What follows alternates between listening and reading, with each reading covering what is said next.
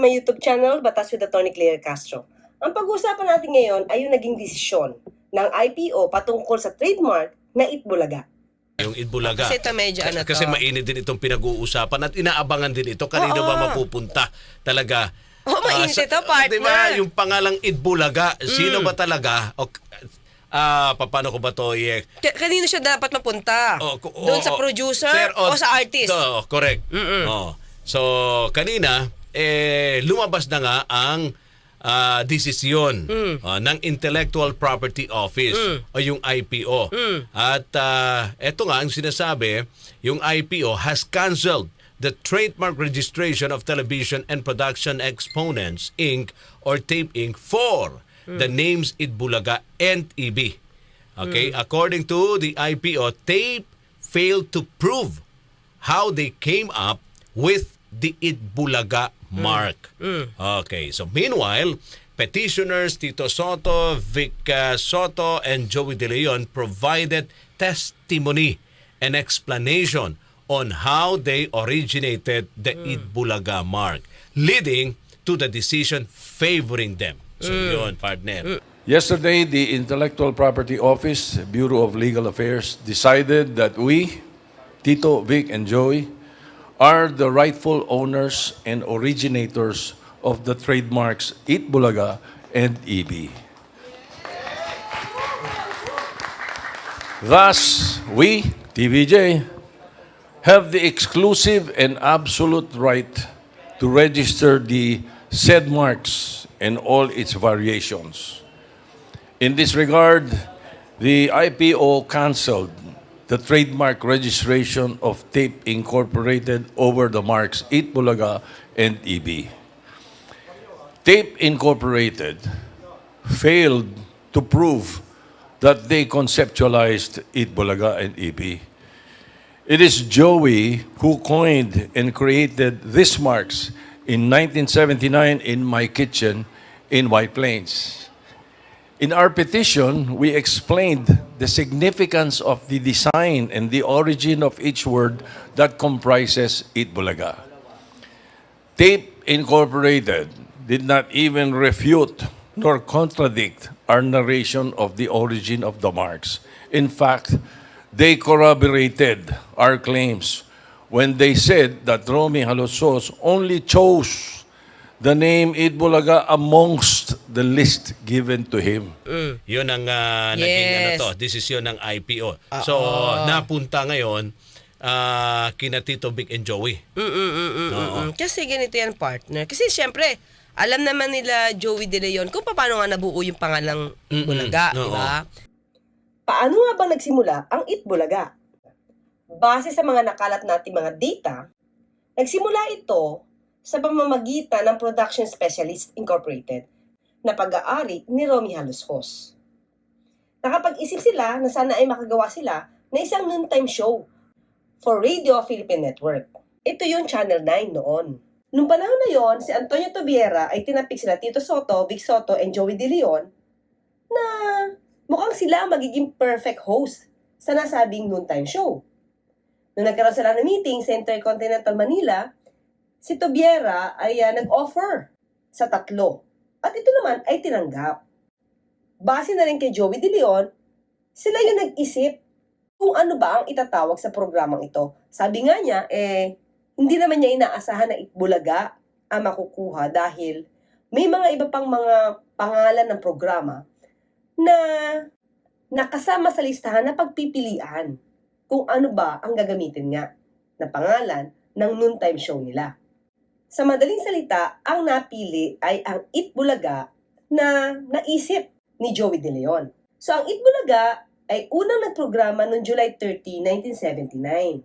Dito nga sa RPN, Channel 9 noong panahon na yon. Kasama dito sila Chicky Holman at saka si Richie De Horsey. Kasama nila Tito Vic and Joey. Ang theme song ng Itbulaga ay isinulat ni Vincent D. Buncio at saka ni Pancho Opus. At yung melody, yung composition, ang gumawa naman ay si Vic Soto. Kasama ang tulong ng musical arranger na si Homer Flores. So yung mga unang buwan, no? Yung mga unang buwan ng Itbulaga ay hindi sila kumikita dahil nga malakas ang kanilang kakumpetensya, ang matagal na ring noontime show na student canteen. So doon pala malalaman natin kung kanino ba galing yung pangalang Itbulaga. So, lumalabas kasi dito, partner. Ito kasi sa batas eh. Mm-mm.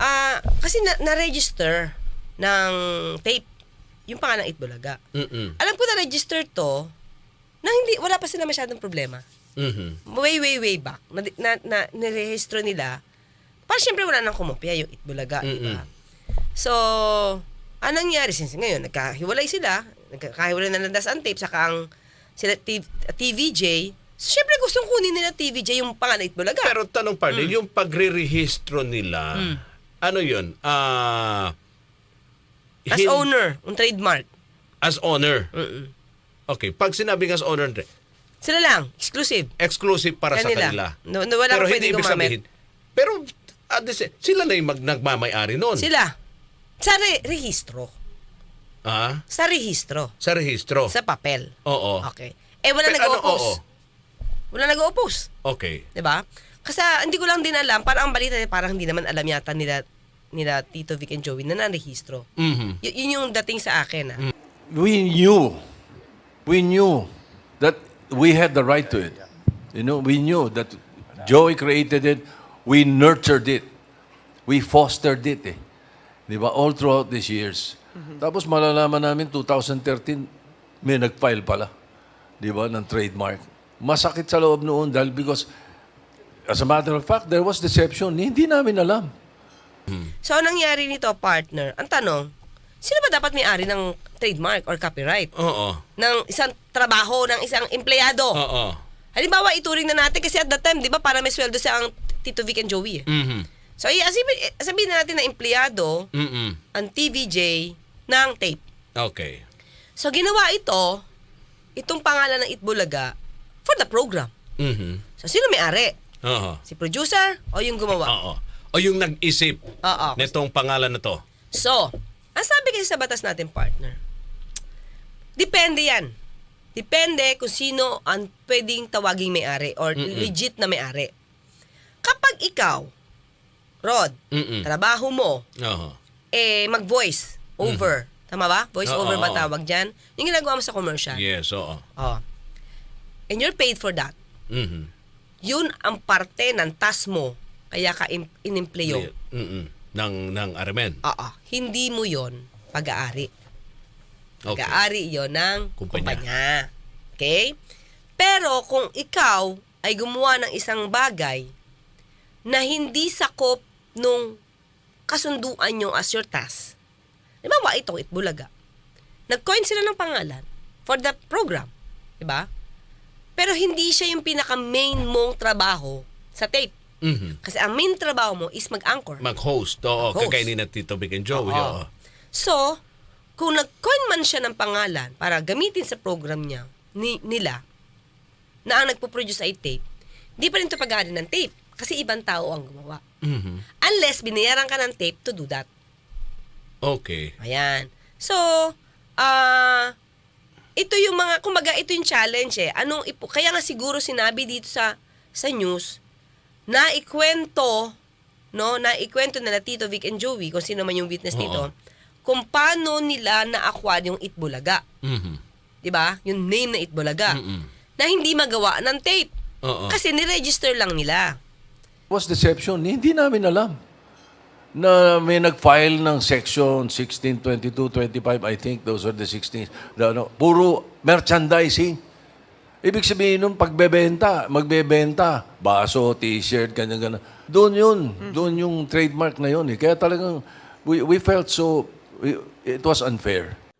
So, ang lumalabas dito, yung trademark na pinaregister ay hindi para doon sa TV program, kundi para sa merch na maaaring maibenta na may tatak Itbulaga. Say it accurately. Their registration for 3 sections of the intellectual property rights were were canceled. Okay? Pero meron kaming registration for section 41, which is entertainment services, and it is registered with Joey De Leon.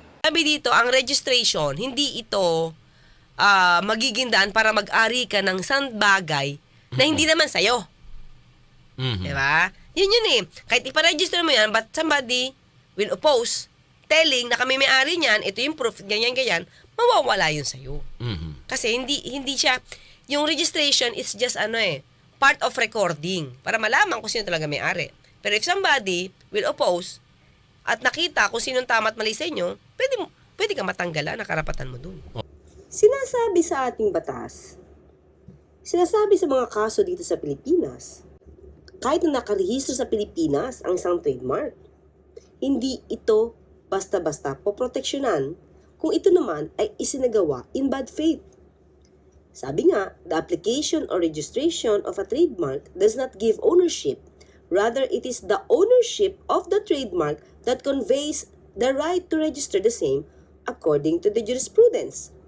So, sa madalit salita, kung ikaw ay nagparehistro, pero hindi pala ikaw ang nag-conceptualize nun or gumawa noon, ito ay mababawi pa rin sa'yo. Kahit na parehistro mo na ito. Paano mo i-describe yung pakiramdam nun na kayo yung nagsimula ng Itbulaga? Di ba? Sa inyo yun eh. Tapos, kaya nga, sa inyo yun, Hindi, 44 years. Wag na, It's no joke. sa amin. 44 years Pero is no joke. ako mismo. Ikaw mismo. Nakaisip Ikaw eh. mismo nakaisip nun. Sa kusina ni Tito. Tapos pinaramdam. Rin para sa intellectual to. Property, Oo. So yung nila, pinarehistro nila sa sa SEC. Sa IPO. Sa Intellectual IPO. Property Okay, Office. Intellectual Property. Okay. ah. So, ang sabi rito ng IPO, the petitioner proved that it is the originator and owner of the contested Itbulaga mark. Petitioner's explanation or story on how initially the idea of the Itbulaga mark came about did seem believable and credible. Ayun, oo. So, So, yun. anyway, so... Sa madaling salita, talagang napatunayan nila na sila ang nag-isip. Sila, oo. Idea nila lahat yon. Kumbaga sila yung may-ari May-ari. dapat, di ba? Oo. Ngayon, partner, sabi naman nung Tape. taga-tape, Oo. di pa daw nila nakukuha yung desisyon, mag-aapila sila. Ang plano nila is mag-apila Mhm. sa Bureau of Legal Affairs. Pero kung ako lang partner, unsolicited advice, alam mo naman ang unsolicited advice, hindi sinusunod. Mhm. Kung ako yung tape partner, siguro I will create a new program with a new name para hindi siya shadow. Oo. Hindi lang siya shadow ng Itbulaga. No. For me lang Oo. Diba? Kasi siguro ang inahabol nila, una, established na siya at matagal nang sa kanila yon, Pero partner- sa kanilang sa kanilang production, plus siguro yung kinoconsider din nila yung kanilang mga clients. Pero partner Oo. kasi Kasi kung... hindi sila yung mukha ng Itbulaga. Yung the word Itbulaga, Oo. tatlo lang yung pinakamukha Sa niyan bagay. eh. Oo. Bakit Kasi- mo ipapasok yung mukha ng iba na hindi naman siya inire-reflect ng pangalang Itbulaga? Correct. Parang yung panahon ng nanay at tatay natin, yung student canteen. Yes. Diba? Oo. Mata pa tayo nun, partner. Pinawin. Oh, Oo. Diyos ko, partner, ano mga ilan tayo? Grade 2? Grade 2, Lunch mabata pa date. tayo. Late nila si lunch date eh. Lunch. Hindi- After siya ng hindi na nag-ere ang student canteen. So, pumasok na Lunch si date, lunch wait lang. date. Lunch date ba sila Sina Tony Rose. Oo, before. saka si Randy Oo. Santiago. Randy Oo, Santiago. after na yan eh. Oo. After Pero na ang student canteen talaga. naman, phenomenal yun. Ilang taon Oo. yun, di ba? Sina Helen Bella. Tama Oo. ba? Oo. Saka teka lang, alam ko yan, partner. Yung lalaki, sino yun? Bobby Ledesma. Bobby Ledesma. di Tama, ba? oo. Honey Talagang- Reyes. di ba halata yung edad namin? Ay, partner, pero ang bata na kasi yan, mga favorite ng nanay natin. Di ba? Kasi ako, partner, lumaki na ako sa Oo. padalaga na ako, lunch date na eh. Lunch date. Lunch date na. Oo. Ako partner, lang. Ano, partner? Isang linggo na po sila. At saka Sila Ami Perez? Talaga? Itbulaga. Itbulaga Wait, dati. isang linggo, din sila, no? Nag-afternoon show din. Afternoon show din before. Ang Apo Hiking. Ako sa sa Channel 2 before. Ako, partner, nung kabataan ko talaga, siguro high school. Ay tama, kasama din si Eddie Ilarde doon. Oo. Oo, sila Diba? sa student canteen. Actually, hindi ko batch talaga si student canteen. Hindi natin batch si student canteen. Hindi, partner. Mga nanay Oo, talaga lang natin. Na ano lang natin, naririnig lang. Oo, kasi sa syempre, kanila. nakikita natin yung pinanunood nila. Hindi ko talaga siya hindi ko siya batch. Ang batch ko talaga na. Siguro, younger ako, Oo. lunch date. Kaya Lunch minsan na date. nakita kami ni Randy Santiago sa Oo. concert sa ABS-CBN sa Japan yun. Sabi ko, bata pa lang ako, fan mo na ako. Sabi ko, hindi ako alis ng school hanggat hindi kita nakikita. Sabi niya, ganun ba ako kaedad? Hindi totoo yan. Kasi because of Randy Santiago, umakyat si lunch date eh. Correct. Before, Heartthrob kaya si Randy Santiago noon. Sino ba mga kasama niya sa lunch day Si partner? Gino Padilla. Gino Padilla. Kino? Kino. Tama ba? Yeah, si Kino. Si Kino, si Tony Rose Gaida. Sino pa ba? Nandun din dati si partner. Vernie Varga.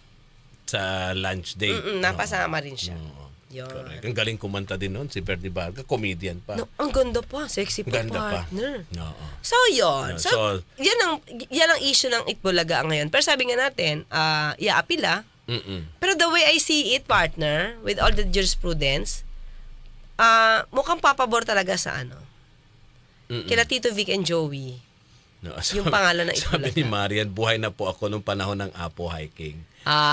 Ayun. O, baka baby pero, pa ha, siya. pero si Apo hiking, nagkaroon sila ng noontime show.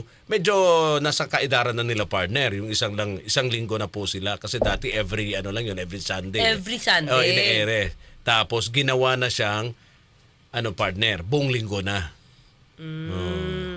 Yun. Isang linggo na po. At after isang linggo, ang pumalit doon ay si Willie na. Okay. Yun. Si Willie na. Tagal din naman yan, Ko, Itbulaga ni Isko na lang ang inaabot. Sabi ni Dadada. Ikaw talaga, Dadada. Itbulaga ni Isko na lang da. So, paano? Okay. Ngayon, pwede pa ba sila mag-apila partner? Talaga si Ay de las Alas daw, sabi ni The Gul 12, nandun din sa lunch date. Parang hindi ko siya alam mo naman ako, all eyes lang kay Randy Santiago at that time. Wala nang pakialam kung sino Oo. ba. Basta pag nakita ko si Randy Santiago partner, saka pa lang ako papasok sa school. Okay. Oo. So, paano partner? Okay. Pwede pa ba sila umapila dito? Mag-apila? Oo, sa Bureau of Legal Affairs. Ang tape. Pero sabi ko nga, kung napatunayan from the lower tribunal, na talagang napakita ng TVJ kung sino may paano na-create, malaki talaga laban nila. Oo. For me lang, di ba?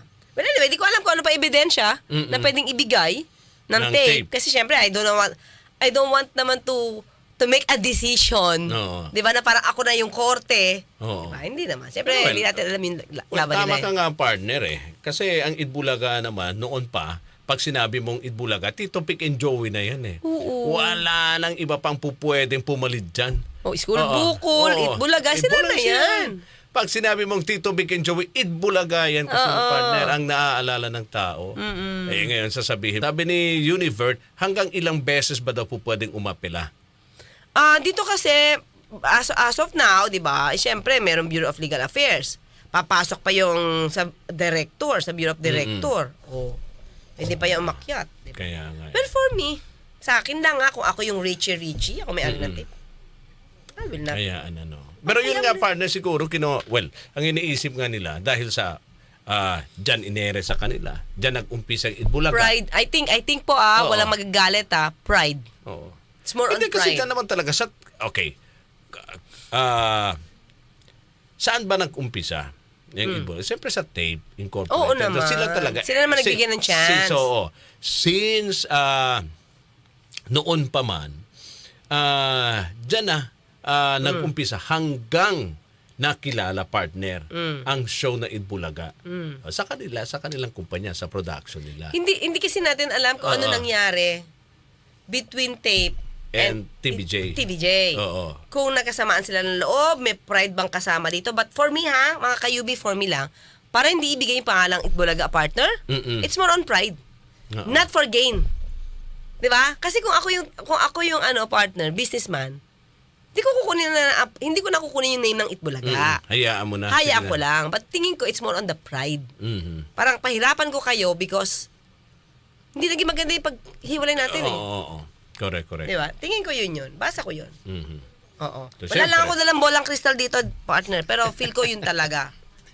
Yun ang pakiramdam mo, partner. Yes, yun ang pakiramdam ko. More on the pride yan. Oo. All right.